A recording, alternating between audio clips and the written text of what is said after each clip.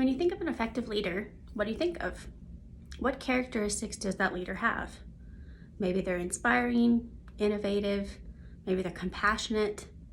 Maybe it's about how they present themselves to others that really rallies people around them and allows them to feel effective. For you, you're probably already a leader. And something we're noticing is how leadership has changed. Maybe first you came across Simon Sinek's Start With Why. If you know your why, everything else will follow. The how, the what, the who will come after that. If you're a fan of Brene Brown like I am, you've also heard about leadership style from a place of vulnerability. What does it mean to be vulnerable in leadership? Well, as someone who considers herself type A, this was hard for me to embrace. But once I did, I saw amazing results. Maybe this resonates with you as someone who also embraces vulnerability. For me, the best description I can give you is when I was in front of 50 entrepreneurs and I had to do a 3-minute pitch in front of them, standing up in front of the room, 50 powerhouse entrepreneurs in front of me. And I knew that if I didn't tap into my emotion, my conviction, my passion, the pitch wasn't going to work.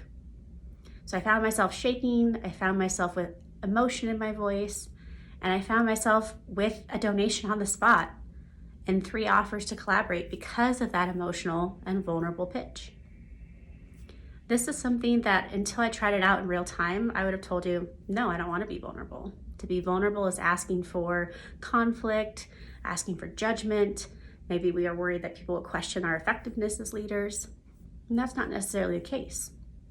So think about what makes a good leader. One word that comes to mind is authentic. Another word, integrity. So here are 4 things I think leadership and effective leadership have now. 1, vulnerability. What does it look like to remain human, to tell a story, to bring people closer based on that humanity? Number 2, what does it look like to collaborate? Rather than just leading the charge or saying my way or the highway, maybe that's an old school leadership style, that doesn't work here. How do we actually inspire people to come alongside us and say, I want to work for this cause. I want to work for this innovation. I want to work with you. Storytelling works. Tell a story. Help connect people to their emotion. We know now that when it comes to donors and nonprofits and things of that nature, storytelling is huge. It helps these youngest generations feel like they're contributing to a wonderful cause. You're pulling on their heartstrings. You're making this more effective through storytelling.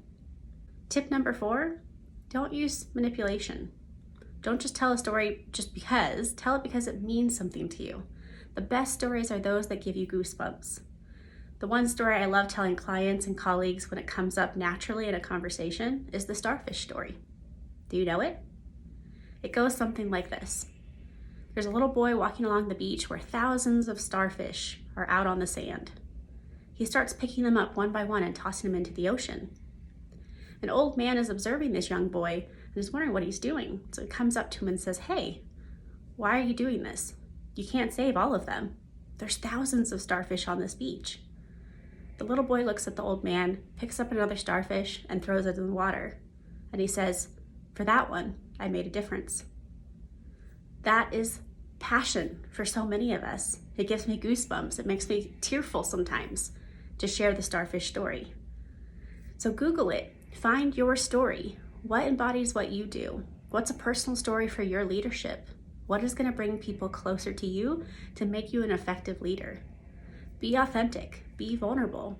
Experiment with this. I know it's hard to ask you this when I was like, ooh, I don't want to be vulnerable either. And yet it is such a powerful tool in leadership, and it brings people into your goals, your dreams. They want to work alongside you. It makes all the difference. So next time you're feeling like you want to be an effective leader, try out some vulnerability. Maybe you start with your colleagues, maybe you start with someone closer to you, but try this out because once you see the effect of it, you'll never go back. Vulnerability matters in leadership. So I hope you'll give this a try.